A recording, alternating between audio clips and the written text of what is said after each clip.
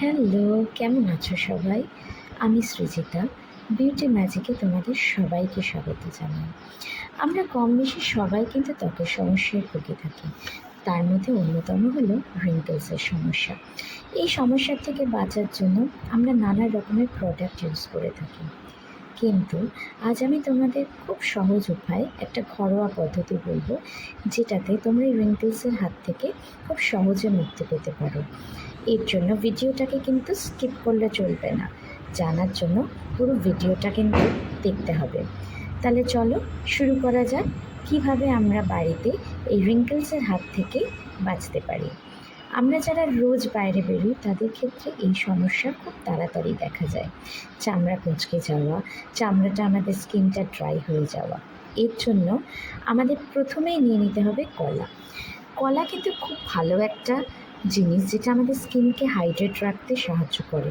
কলার ভেতরে একটা natural oil থাকে, যেই অয়েলটা কিন্তু আমাদের স্কিনের হেলথের জন্য খুবই ভালো। কলার সাথে সাথে আমাদের দ্বিতীয় যে উপকরণটা নিয়ে নিতে হবে সেটা হলো টক দই। টক দইয়ে ল্যাকটিক অ্যাসিড থাকে, যা আমাদের স্কিনের ডেড সেলসগুলোকে রিমুভ করতে সাহায্য করে এবং আমাদের স্কিনটাকে হাইড্রেট রাখতেও সাহায্য করে। এরপরের যে জিনিসটা আমাদের লাগবে সেটা হলো মধু। মধুতে একটা অ্যান্টি এজিং আছে, যেটা আমাদের এজকে ধরে রাখতে সাহায্য করে। তার সাথে লাগবে আমাদের একটা পাতিলেবু। পাতিলেবুতে আমাদের ভিটামিন সি আছে।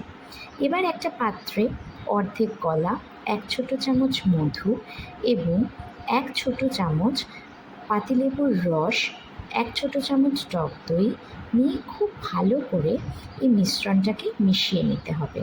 খুব একটা স্মুথ ব্যাটারের মতো তৈরি করতে হবে, যেটাতে আমাদের স্কিনের ওপরে একটা থকথকে মাস্ক যাতে আমরা অ্যাপ্লাই করতে পারি সেরম যেন হয়।